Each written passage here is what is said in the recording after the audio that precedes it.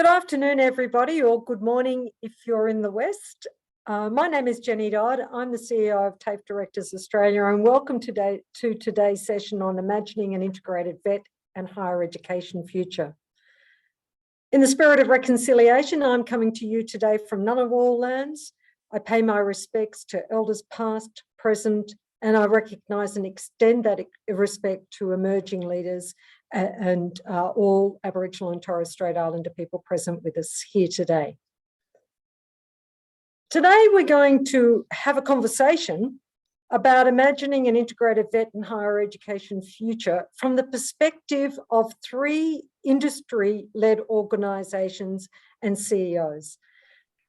These executives of the three organisations joining us today are probably well known to many of you in the sector, but they're also people who've put forward to lead one of the industry clusters. So let me take a minute to introduce each of our speakers today, and then we'll launch off into what is a panel presentation. So questions from me to the speakers. No slides today. It's very much a process of interaction. If you have a question, please put your question into the Q&A, and we will then towards the end come to those questions. So we'll go through our structure firstly, and then we'll come to your questions as at the second part or in the last 15 minutes of our TAFE talks today. So firstly, I'd like to introduce our CEO, our board chair of TAFE Directors Australia, Mary Ferrone. Mary is joining us today to give a TAFE perspective from our industry speakers. And Mary is well known to many of you. Mary is not only chair of the board for TAFE Directors Australia, but she is also chief executive of Holmes Glen Institute in Victoria. And a very big welcome today to our three industry speakers. Firstly, we have Jody Schmidt. Jody is CEO of Human Services Skills Organisation. Many of you will know Jody. Jody brings an impressive track record of leading successful business transformation to her role as Chief Executive Officer of HSSO. She has extensive experience in vet, and I first worked with Jody when I went to TAFE Queensland as one of Jody's executive team in the formation of TAFE Queensland, and then as we built that into one RTO. So it's exciting to have Jody with us today, leading a different perspective, which is from the potential industry cluster that will embrace health, human services, early childhood education and care, community services, and allied health. Jody's extensive experience in the vet sector gives her both a provider perspective, but also now very much from an industry cluster and industry leadership perspective. And we look forward to her discussion today. I'd also like to introduce Paul Walsh. Paul is CEO of Australian Industry Standards, and Australian Industry Standards has been a partner with TAFE Directors Australia for many, many years. Paul is an accomplished leader with a comprehensive knowledge of Australia's vet system.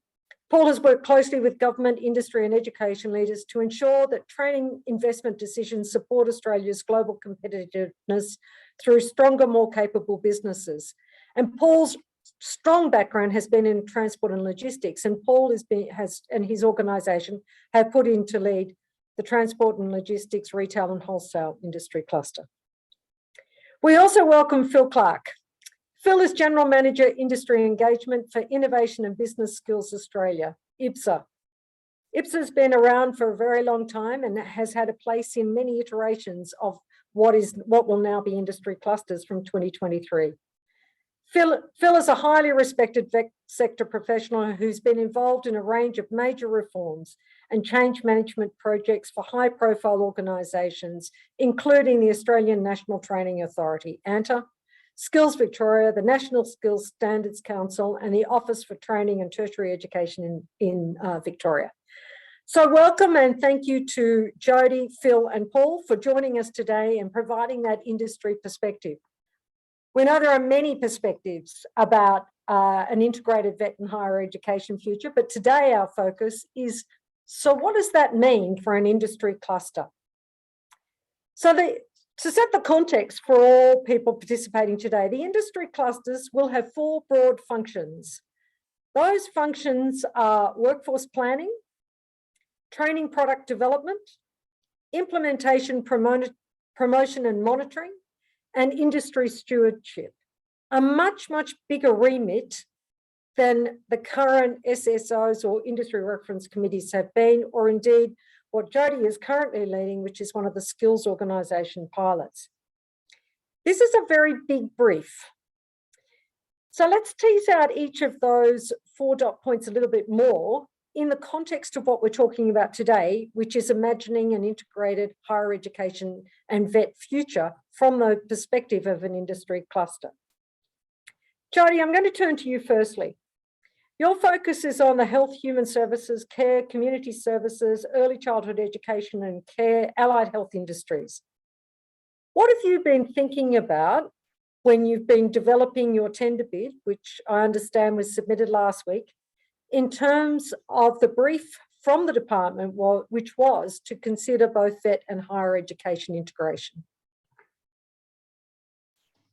Thanks, Jenny, and thanks, Mary. Hello to Paul and Phil, and to the broader TAFE community with us. The opportunity to talk to you is always welcome. To answer Jenny's first up tough question, we were mostly thinking about getting the grant submission in, Jenny. But as you just said, it's a very wide brief, and it's a widened brief under what is a vet reform agenda. And I guess I start with vet reform agenda because one of the notable absences from my perspective in terms of the vet reform agenda and the policy position thus far is very little discussion around the intersection or an integrated vet and higher ed sector at this point in time. And I guess we'll explore that further as we move through the hour. But as you say, as a current skills organisation pilot, I think our thoughts about it is that, you know, we are as a collective labour market facing skills shortages into the future. And so it makes sense that we now take responsibility for workforce planning and training package development or training product development, implementation and promotion and industry stewardship at this time. And I think that it is almost goes without saying that all education sectors will have to participate to that. Right? If we think about it explicitly, we have included, quite rightly, all education providers in our engagement framework that we put forward as an industry cluster entity submitter.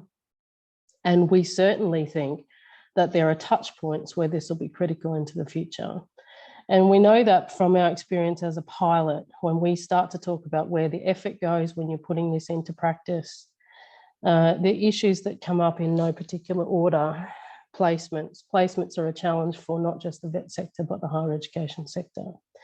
Pathways, if we are to think about the AQF as a 0 to a 1 to 10, and we're going to think about pathways and workforce planning as a full process, then industry clusters are going to have to consider what are the job roles and the requirements for skills and experience across the whole cycle of career pathways. And that's certainly been an issue for us at the HSSO already.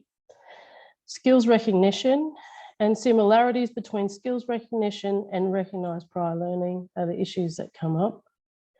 The product and the standards, and I guess we will get into qualification reform and what the implications are for training product in the context of higher ed product as we look forward. And I think to some extent, to answer your question, Jenny, it's going to take industry to require vet and higher ed to come further together and to become more seamless in terms of it to actually get a Guernsey. Because right now, it is very much a vet reform agenda. It's focused on the national training system, and it's yet to be seen what might come through the increased stakeholder engagement to address this issue.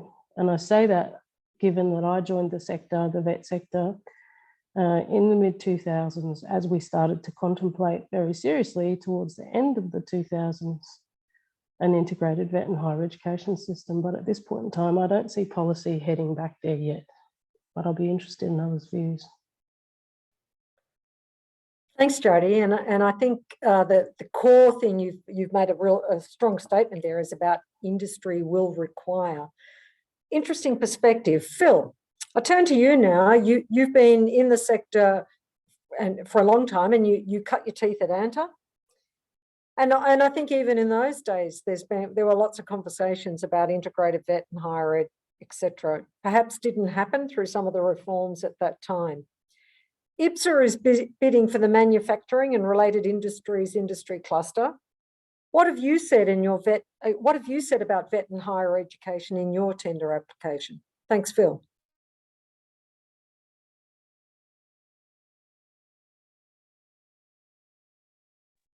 You may be on mute, Phil. Yeah, doing my best to stay out of the discussion. Our thinking in this space was largely driven by an exercise we conducted early in the pandemic when we were required to sit at home, and we organised an extensive industry consultation by webinar over about 3 or 4 months with each of the sectors that we deal with. And that came together the meeting of the CEOs and chief economists of the 4 peaks in Australian industry, ACCI, AI Group, ACTU, and the Business Council. And a consistent theme through all of those discussions with groups, whether you're talking about the leaders of the national bodies or right down to people from industry, both employers and employees, was how, as manufacturing transitions in Australia, the need to find some way of integrating the benefits of vocational education, higher education, was a very strong theme and continues to be. So I go to Jodie's point that I think industry is speaking pretty clearly about this. The difficulties really arise in the policy settings, and I think in one of the later questions we'll probably touch on that in a bit more detail. But that certainly is reflected through our submission. The difficulty at the moment as an SSO is that there's actually very limited capacity or method to address those issues. Like you're essentially just contracted to deliver training packages, vocational qualifications. We certainly see the industry cluster as a broader base from which to address the sorts of issues that have been talked about. In terms of how we'll go about it in the future, I guess we're looking really at the 2 sectors in this sort of categorisation. Higher education and TAFE, I think, is an important part of this puzzle.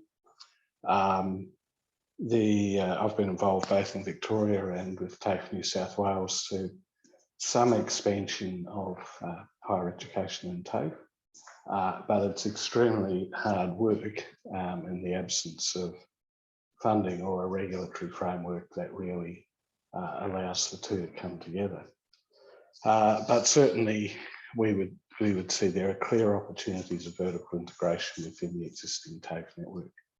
The dual sector institutions are extremely important in this, and we, in preparing for our bid, we did get together with a range of TAFE institutes and systems, including players such as Swinburne, where there's a clear and obvious ability to integrate quite well across the 2 sectors. Within the universities themselves, there's a technology network, which we've probably got to do a lot more work with. And interestingly, there's also some interest in this, we're told, from the group of 8. Not so much from a delivery perspective, but of course they're doing a lot of research in these areas, particularly around technology, Industry 4.0 and other things. And they also are looking at what that means in terms of education and training delivery. So we would look to, if successful, sort of look at that relationship as well. So it's a good opportunity, we would say, with the new model, which is broader, But there is a lot of work to do to make progress in this space. Thanks, Phil. And it is really very pleasing for a lot of TDA members to hear that acknowledgement of how many of our TAFEs are actually higher education providers or dual sector universities, and they are part of that picture and solution for your potential industry cluster. Thank you. Paul, I'm going to ask you to focus on the first of the responsibilities of the new industries clusters, which is workforce planning. Paul, one of the specific responsibilities of the industry cluster will be workforce planning right across what the skill needs are of that industry. You've been an experienced CEO of a service skills organisation, and you have been leading training package development across a range of industries, not all of which are in your current bid for an industry cluster, because it's not really how it all it was cut up.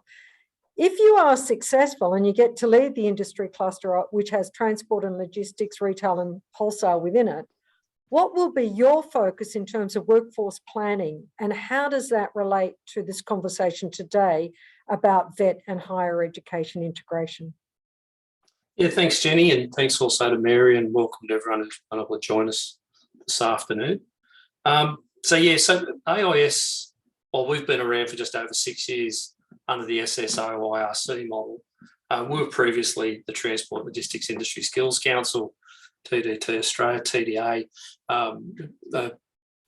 We were at one stage, so Transport Distribution Australia. So we've been through all of the models, go back to the time where Phil was at ANTA. Phil, I wasn't around, was out in industry in those days, but certainly our organisation has been involved in the various iterations, therefore a lot of workforce development initiatives over that time. So we've got a lot of experience. We're really looking forward to the broader remit that the new model allows. I think it's a massive step forward to include the whole ecosystem into the way it operates. I think that's a great step. So for us, it's all about connections. It's all about working with industry, understanding where the bottlenecks and where the issues are, to allow you to understand what the problem is, so you can then develop a workforce development solution.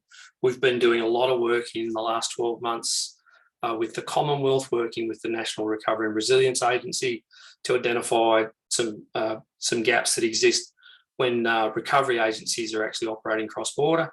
We're doing some work with the National Rail Skills Hub, which is being formulated to address the massive demand of infrastructure build, and therefore all the skills that are required for the rail industry, whether it's inland rail or whether it's metro rail or whether it's the level crossing projects that are going on in Victoria, or also light rail, as we know in Canberra, Jenny, the small little network we've got. So again, addressing the skills needs there. So from a workforce development solution, not just from a training package area. So we've got a lot of experience in that area. The thing that we found in the conversations that we've had with industry, so obviously talking to the retail and wholesale sector, they're in a world of pain. They've basically lost their workforce. It's a very casualised workforce, and they're feeling that pain, and they're wondering how they're going to, as things start to open up and recover, how do they actually bring that workforce back? And they're feeling a real challenge there. So there's a workforce development issue there. And we also know with transport logistics and those across the supply chain, they've been under pressure like we've never seen before over the last 2 years. So they're at overcapacity. They're extended beyond all belief that any industry could face. So again, there's another workforce development issue that we'll need to tackle there. There hasn't been a lot of conversations about the intersection with higher ed at this stage. They've really been focused, these industries in the supply chain, really been focused on attraction. How do we get a workforce back? How do we get a skilled workforce? And how do we then retain that workforce? So that's been their big focus. Though I would say that there's obviously going to be a lot more opportunities as we move into the higher ed space, or as we evolve skills. We're seeing with the supply chain, the evolution of blockchain, and the new skills that are coming through there, and data analytics, big data, Internet of Things are all starting to inform the new skills. So as jobs change, the industries we're hoping to look after should be successful, the skills are changing. So that intersection between vet and higher ed will become more and more pronounced as we move along, as skills change. So it'll be very important to make sure that we've got the right people engaged, understanding what industry needs. So it's really about what do industry see as the predominant areas where those skills and those pathways are needed, and then bringing vet and higher ed together and looking at some of the practices where you're saying you've got dual sector now, which is really important. Learn lessons from those projects that have been run effectively. How do we leverage off those to get really good outcomes? Getting industry heavily involved is, to me, a real big part of the answer about, how do you actually identify what we need and what we can actually recognise as we move forward into a higher education qualification. So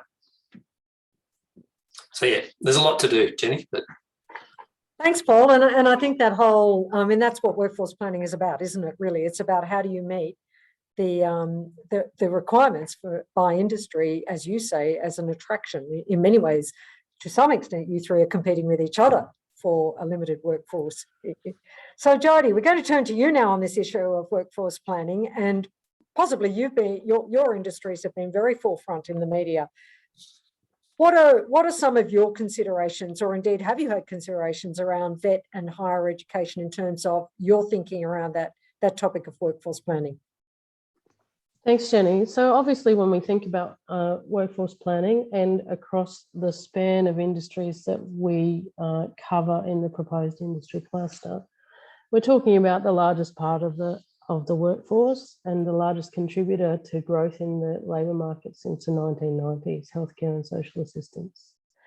And you're seeing revolutionary change and pressure like no other on that sector and all other sectors, acknowledging that, the biggest issue for any employer at this point in time is attraction of staff across all industries. We also have arguably industries that haven't had the kind of formation and development that some others have had in the past. And with the changing environment, that means in many respects, we're going back to tools. What we've found is that the data sources available to inform workforce planning aren't as complete as you want them to be, and we will need to build them. And we need to build them not just across the skills frame, but across the whole workforce. And so that means that we'll be working across vet and higher education. And I think when you look back to how higher ed has showed up in this particular policy piece, it's been brought in, as Phil said, by the members of the Transition Advisory Group, which are the ACCI, BCA, AIGs of the world, and the recognition that industry engagement with the higher ed sector isn't well developed, and there are not ongoing relationships that exist necessarily. They're individual relationships, if at all. So when we think about what we have to take on from a workforce planning perspective, it's about the digital and data issues and the innovation issues, particularly in health and service delivery. It's about significant market force changes that are going to happen and are happening right now. We are no doubt going to have somewhat of an aged care election. The people problems, where will the people and the workforce come from? How do we skill them? When do we skill them, and in what sequencing over time? And how do they move within those job architectures? And I use the word job architecture on purpose because I think it's something we're going to hear about more into the future. We work in sectors that are predominantly government funded, and therefore viability is a critical issue for health and social assistance. And of course, the pandemic has affected everybody, but the disruption has been significant in terms of service delivery, particularly in health and community services, social assistance. What we're finding and we're participating in is national workforce endeavours across most of the industries in which we currently serve, whether it be disability, aged care or otherwise. And we're testing and trialling a range of things that start to address not just the planning and the quantification of the issue, but how we can start to think about jumping over the issues of today and thinking about the issues of tomorrow. And that's where job architecture is going to be important, working with industry to actually start to envisage what the job architecture and therefore the job design that sits underneath it looks like into the future, and how we transition the way in which we provide skills now into the way in which they will be consumed in terms of industry consumption into the future. And what are the numbers and the location of those things? And then where's the supply chain going to come from? And inevitably that's going to put pressure on a range of different levers in the Australian economy, whether it be students, schools, the vet system, the higher education system, the international education system, and the migrant labour approach that this country takes. And so it's going to be holistic and a huge amount of work. It's a big brief, isn't it? It's a very big brief, and it's a very big brief for all the industries we have being represented here today. But as you say, Jodie, for your industry, which may not have had quite the same structure components to it, it's a huge brief. So the second area that you will have responsibility for if you are successful in your bids for industry clusters is around training product development. So Paul, in working with industry as you've developed your submission, how do you think training products, and I think a lot of people on this seminar today are interested in this particular one, do you think they might develop in different ways to embrace both vet and higher education? Is it too early to say, or have you had some thoughts around that? Yeah, thanks, Jenny. Look, at this stage, I think it's really too early to say. It's certainly not been a focus of the brief. It's mentioned, but it's not, as I say, it's not the focus. There's certainly been some work done on qualification reform, and we've been pleased to work with Jodie's organisation in that area about trialling some different ways of doing things with regards to better support for training organisations, so at the delivery end, resources there. So I won't tread all over Jodie's team's work as well. So I'll let you talk about that more if you want to, Jodie. But I think that's been an area where we've seen some reform into and some ideas that are being thought about. What can we do with regards to the current design of training packages, and can we make them more streamlined? Can we, speed to market's an issue, and there are many factors that impact on that. So are there some opportunities to reinvent the training packages, though? I'd say that there's no notion, I know this will probably come up later, but there's no notion of moving away from CBT, from competency-based training. I think it's still a competency-based system, unless I miss the email that we're suddenly going to change. I don't think we're heading off that yet. So I think the evolution is more around engaging the higher education sector in understanding how we can recognise the skills or the knowledge that are being brought through previous qualifications in vet to create that pathway. And I know that is, as we've said already, that's a really difficult and challenging area and quite a complex area. But I think that's where you need to get industry heavily involved. And it's not going to work everywhere. This is going to only be in certain areas where there is a clear pathway that runs from one to the other. I mean, typically at the moment, if I look at the transport industry, and that's my background, that's my experience, is that we'll go through, typically it's not unusual for someone to go through to a diploma level, and then they'll go off and do an MBA, or they'll go off and do, there's plenty of good supply chain qualifications being delivered through higher ed at the moment, but they're not necessarily direct pathway. And ultimately, you're going to need threshold numbers, aren't you?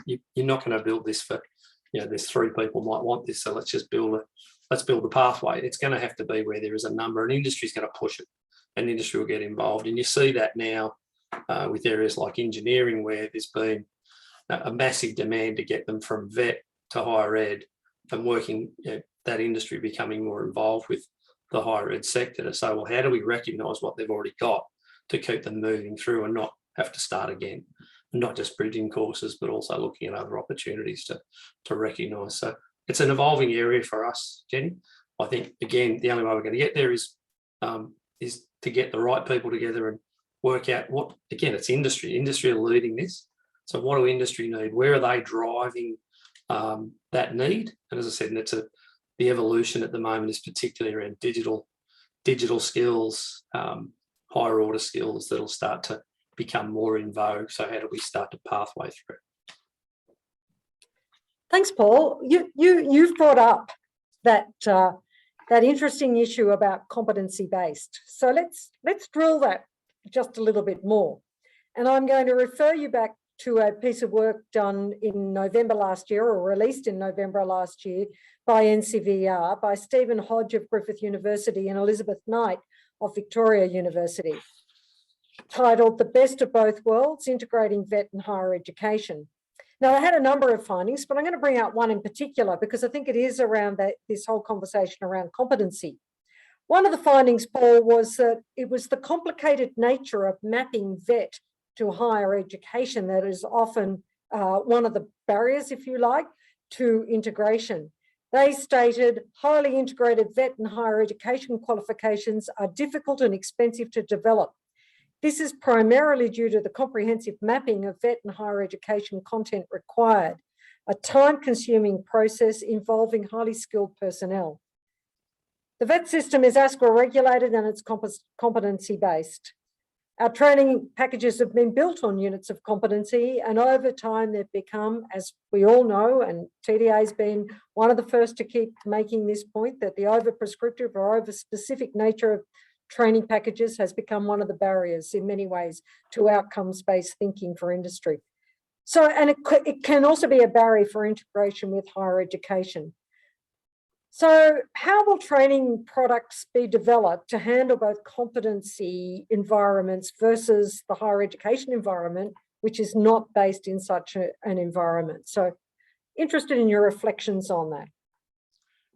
Yeah, it's a really interesting area. So I understand the issues around training packages, which we obviously hear about. There are areas where they are prescriptive. There are areas where they're not. And that's for a whole bunch of reasons. Sometimes it's because of the technical nature of the skill, or it's to do with the regulatory environment, which we deal very heavily in, or it's also just been the way that things that industry have expected. And some of it is, trying to force quality through the training package, which I don't think works. But that's been the effort, is that they don't think they get what they need, so they overprescribe. That's not effective either. So I understand that piece, but as I said, it's not all. It's not every training package is the same, and not every unit of competency or qualification is the same. But that is kind of the worst case scenario. And some of these qualification reform trials are looking at how do we move away from that. The answer to that is that, do we need to change the vet system to address higher ed, or do we need to get a way of higher ed better understanding how they can line up with what vet is doing with the way that we train and assess under a competency-based system? So which one's got to move, or is there a bit of a shift from both sides to get there? I don't have the answer for you, Jenny, and I think that's the complication, is that it's not simple. And particularly for us, we have to work in a policy environment that says that the training package organising framework tells us what we can and can't do. I don't have that as yet, maybe in a future life. I don't yet have the carte blanche to just change the training package organising framework. So I can't make the changes there, but we can certainly look at opportunities to trial some different approaches and look at what else might work. And as I said to you, I think the big opportunity for us is that, where is there good practice that this has worked for industry, where what's coming out of both vet and higher ed is meeting their needs, and how did they get there? So what can we learn from those practices to say, well, that's a way to do it? I think the issue we've got is that we're trying to make this work for everything, and the effort it takes, you've really got to get industry to the table, and you're not going to get every single pathway for every single thing, particularly if there's just not a market for it. So that's a challenge.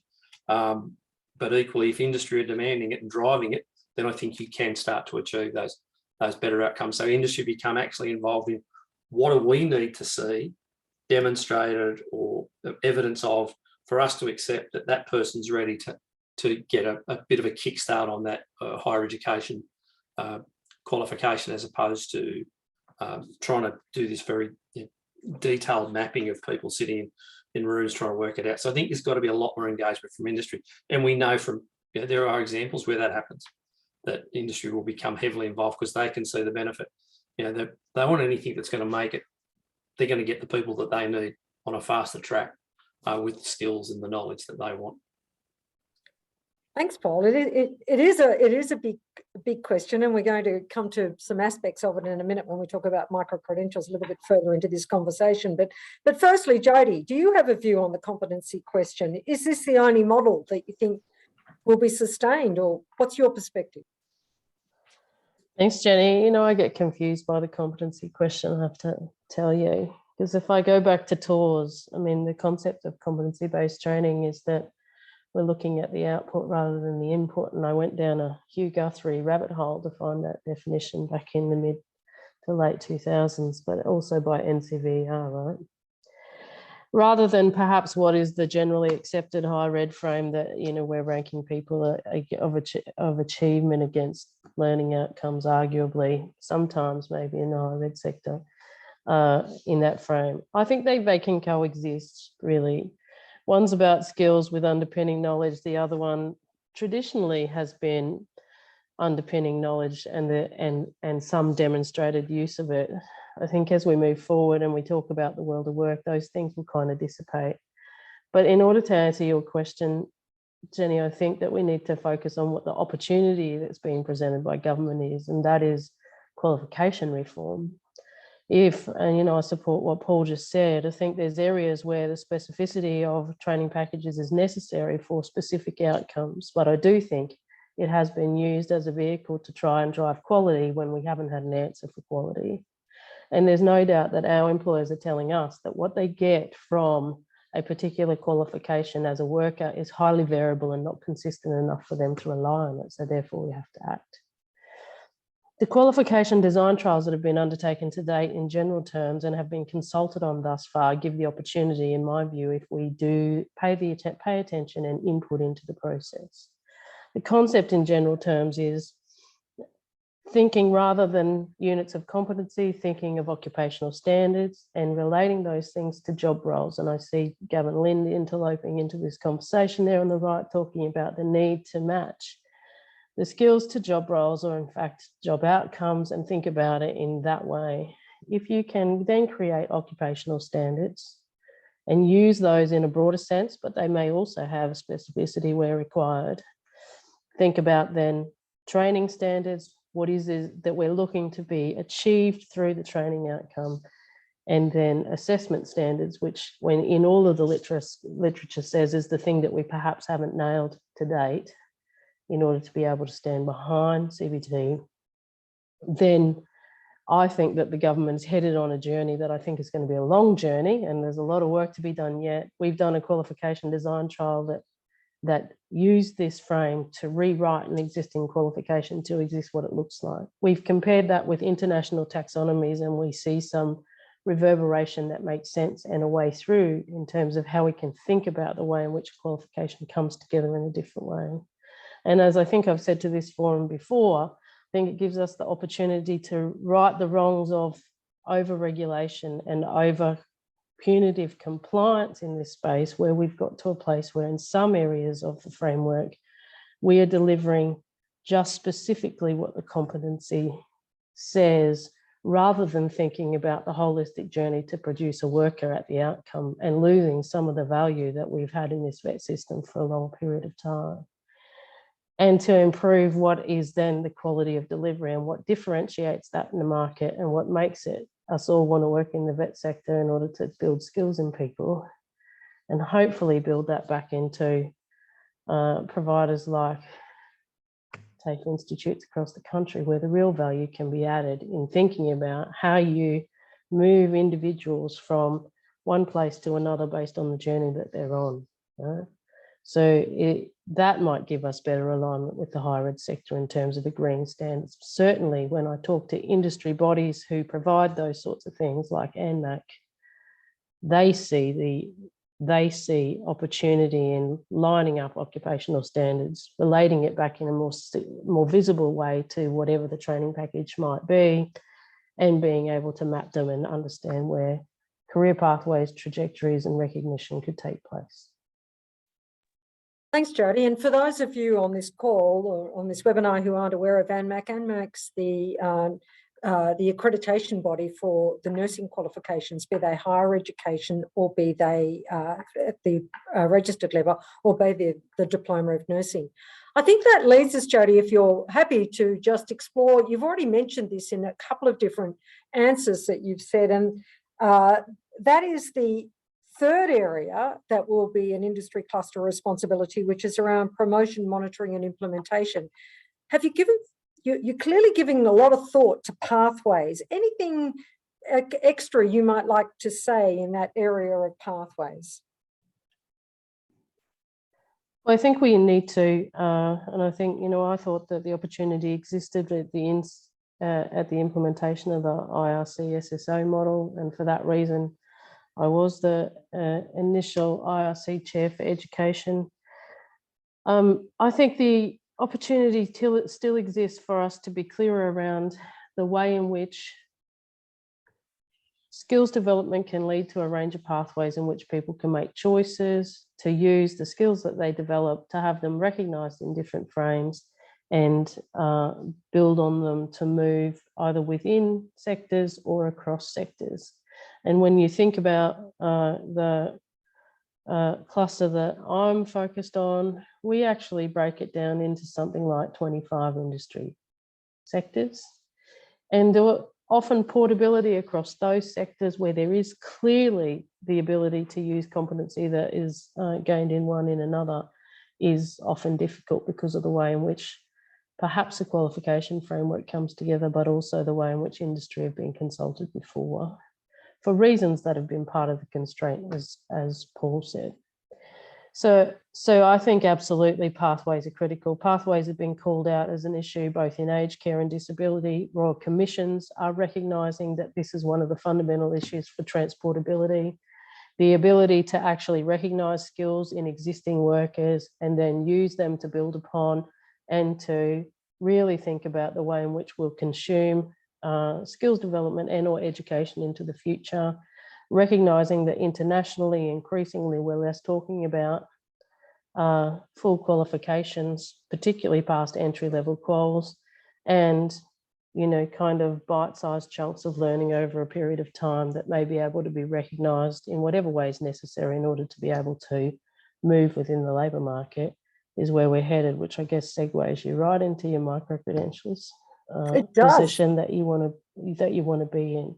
I think these are the critical issues, because where we're talking with employers, they less care about the qualification. They care about what the individual can do that they've got in their workforce right now, and how they can build on that to make sure it's contributing to their service delivery. The quals really, of course, are mobility notifications to a workforce to enable them nationally to be able to move and to make choices that they want to make in order to inform their career and or their life. So I do think that pathways are critical to this question. And I think that pathways and, of course, stackable additional skills that give you outcomes of some description that need recognition are absolutely required. Thank you. Well, I am now going to pick up the question of micro-credentials, and I'm going to focus that to Phil from the manufacturing industry area. And then I'm going to ask Mary Ferrone to give a bit of a perspective on what she's heard today from a TAFE perspective. So Phil, recently we saw the new framework for micro-credentials released. It's been a while coming. I think it's for many of us in the vet system, and we had a TAFETalks on micro-credentials in February, and for many of us, we've been doing skill sets for forever. So, perhaps micro-credentials are just another term, and perhaps they are more about the higher education sector catching up to more bite-sized parcels of learning. Phil, can you talk about how the manufacturing industry might view micro-credentials, and then go on to say, how might you consider that micro-credentials might be useful for a greater integration between vet and higher education? Thanks, Phil. Thanks, Jenny. Look, I was going to start with your point that there has been, in effect, a form of micro-credentialing in vet essentially since we moved to the unitised approach to competency.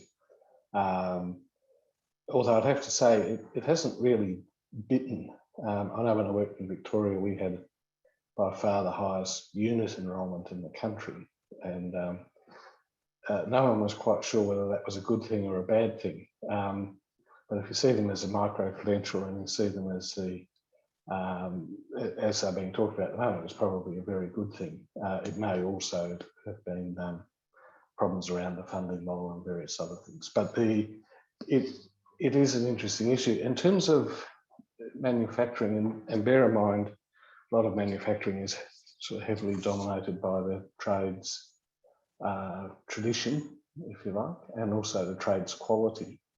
And micro-credentials did come up in that scaling up series that we ran a lot. So, you know, we can't walk away from it.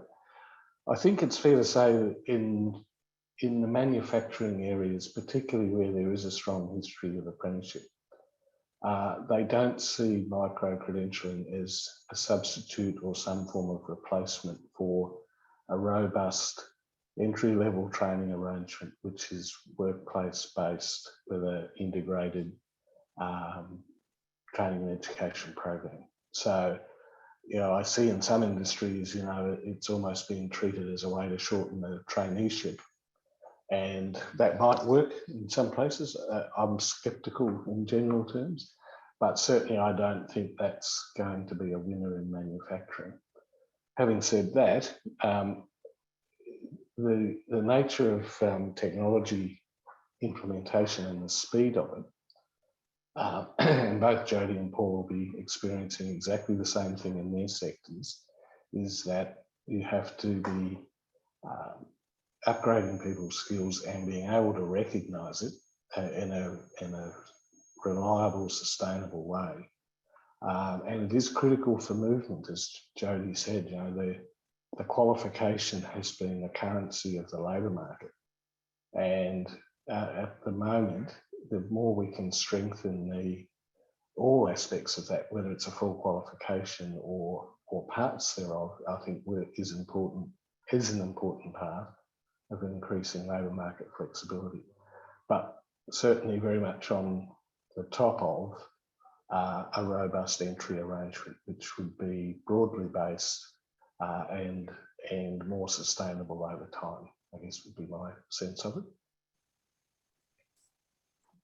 Thank you, Phil. I'm now going to turn to Mary and ask Mary to give any reflections that you've had so far on the conversation around this broader remit for the industry clusters than we currently have in our system, that embraces from workforce planning through to training product development, through to promotion and implementation and monitoring, and of course industry stewardship, and the micro-credential conversation entwined within there.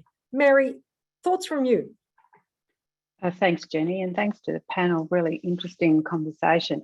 My response has been positive to negative, in the sense I get excited about some aspects of what we've been talking about and then very nervous about other aspects of what we've been talking about. So I'll start with a very positive.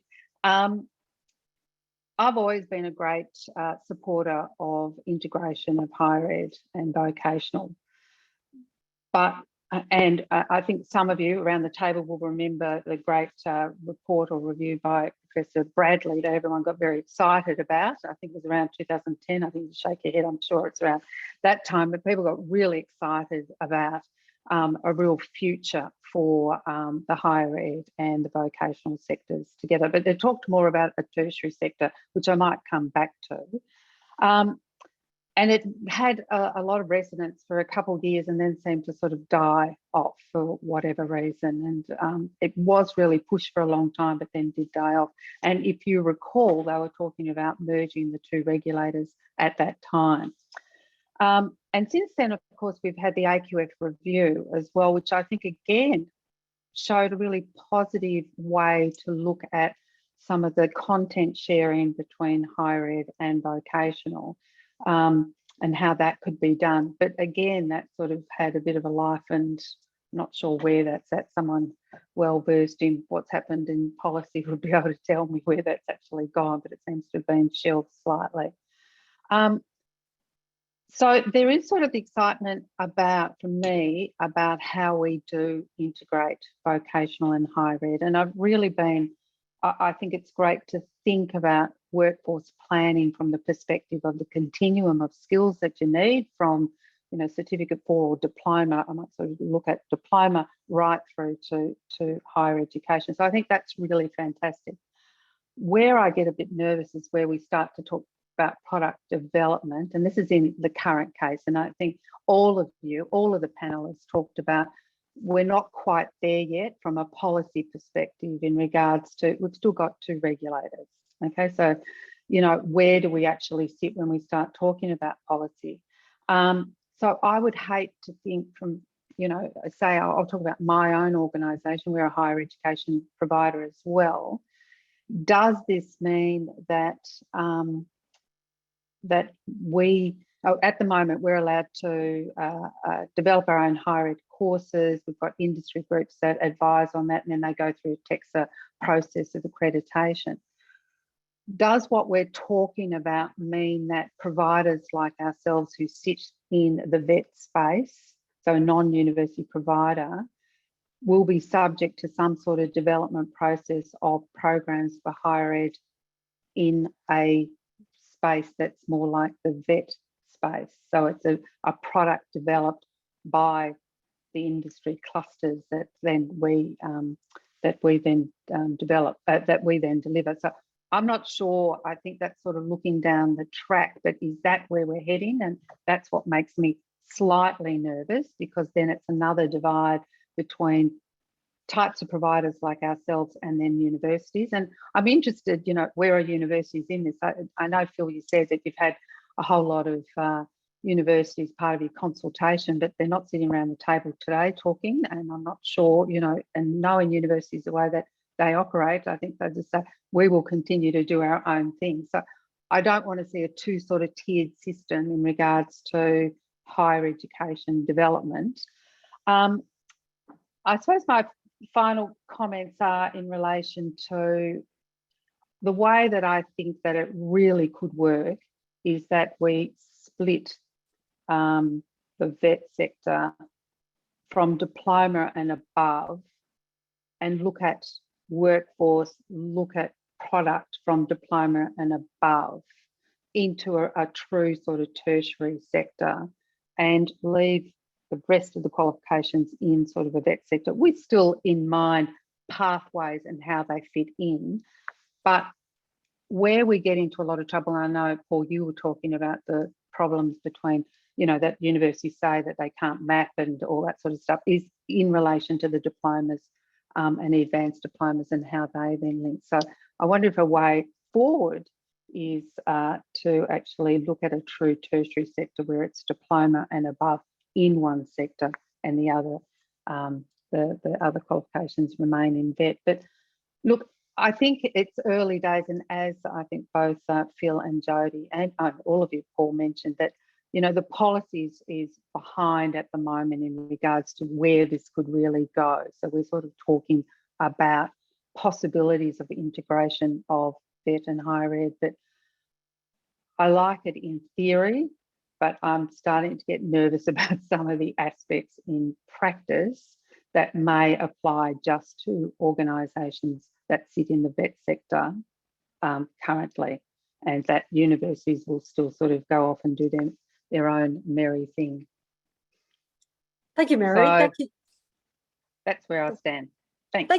Thank you for those reflections, and certainly questions that are posed to the panel, and the panel may wish to respond in a minute, but there's one area that I would like to just touch on first, and there's a couple of questions that have come up in the Q&A, and I'm going to firstly ask Phil, are there any international models that you looked at that you thought resonated well in this integrated higher education space, especially the German model around manufacturing, albeit it is so differently funded than our structure here in Australia?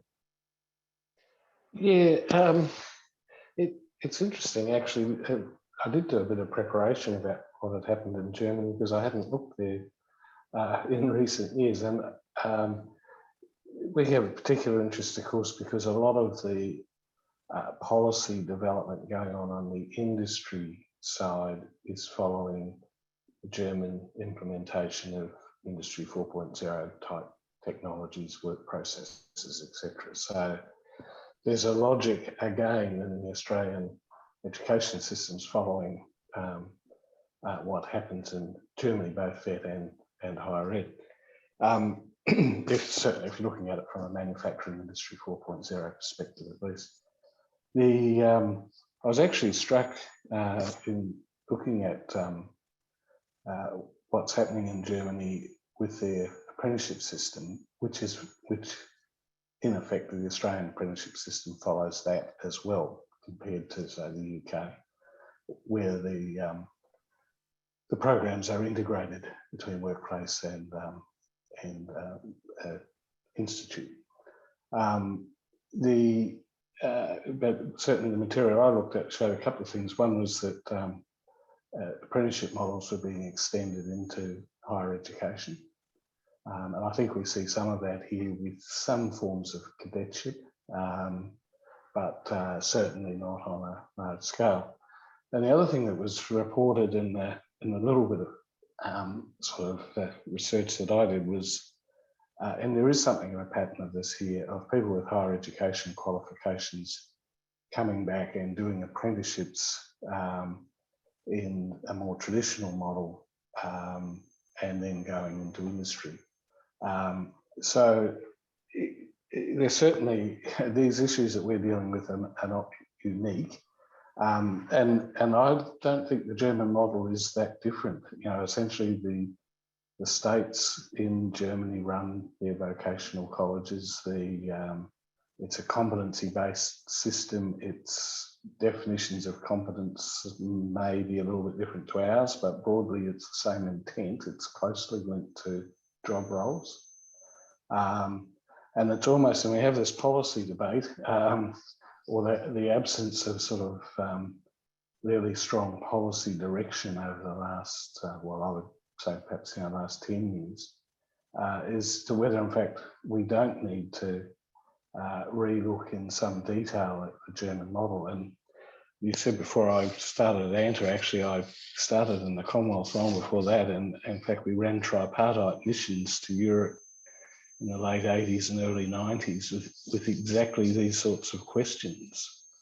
And we've sort of done a full cycle back around again and scratching our heads and saying, you know, what are the models that we look at overseas? And I would certainly, based on just on my couple of years here at IBSA, looking at the work around Industry 4.0, is that we look very closely again at Germany, and probably also I would think Denmark, Sweden, Norway, as models that do seem to fit pretty well in Australia culturally.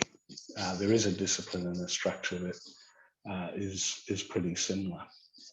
Thank you, Phil. And probably Canada as well. And I noticed Don's just put that up. And if we had more time, we might have explored Canada as well. Mm. We are running close to time. There are some questions in the Q&A. If the panelists could just have a quick glance, and I'm going to give you each 30 seconds, Jody, Paul and Phil, to have any final comment you might like to make against any of those questions. When we started today's session, while the panelists are looking, Jody said to me, is this an hour or a day? And she was right. We've got a huge amount of content. We will no doubt return to this topic at our convention, which is in November. No doubt if our panelists are successful, they'll be invited to come back and let's hear about where they've progressed their thinking at that convention in Adelaide in November.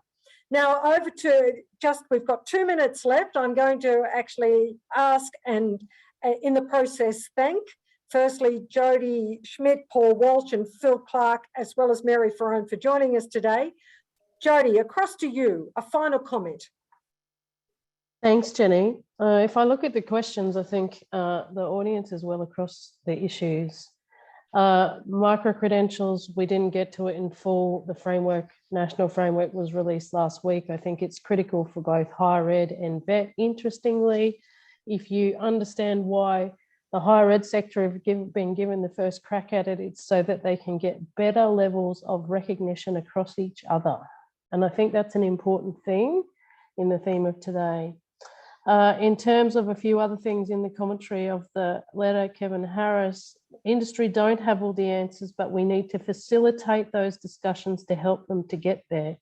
Industry-led means that industry has a voice for me, and then that we have all the right stakeholders at the table to get to the right answer and then to produce a system that works.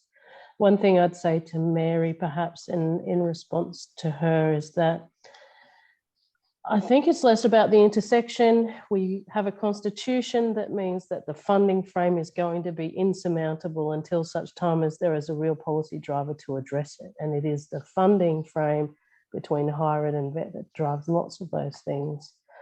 I think the vet system has acquitted itself well in creating articulations. I once ran an organisation that had 400 articulation arrangements with higher education or university providers, and that they started to be used better. And I think we can focus on what we can do in terms of making those things smoother, rather than perhaps giving up the diploma space. I would think that that would be a tragedy. The other reason I say that is because we're here, certainly in the industry cluster model, to make sure that we continuously improve and have a strong national training system. And I agree with Phil, which is about providing qualifications for individuals to help them, predominantly government funded, to help them enter the workforce and move within it.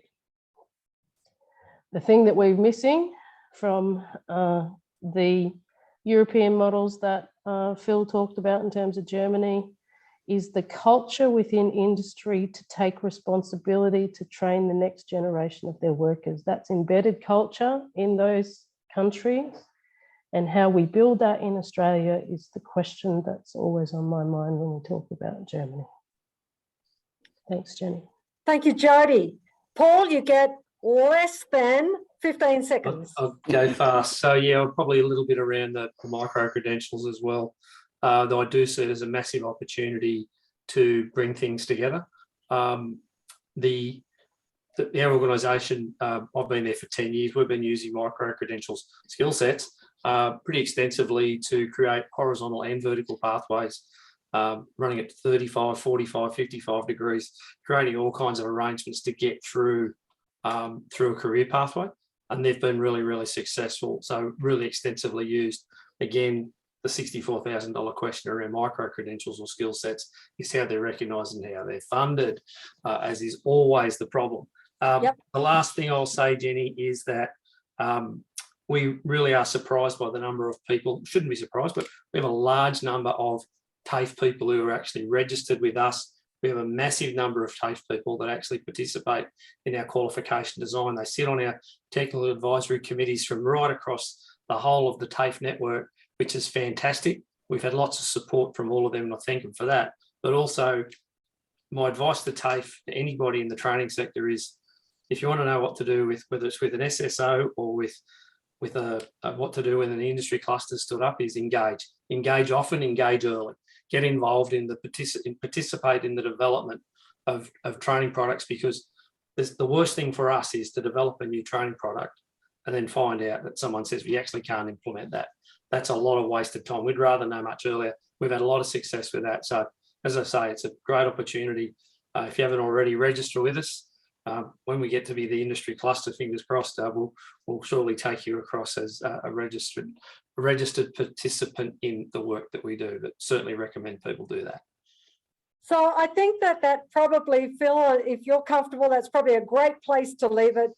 The words from Paul is engage. TAFEs need to engage with the industry clusters, engage in these conversations, and engage in the design of how it rolls forward. And that is certainly where our three panelists today came from in terms of coming to the table to be part of that engagement. If everyone just thank Jody, Paul, Phil and Mary for their contribution today. I think it's been a stimulating and just one of a number that we're going to have over the next 6 or 7 months.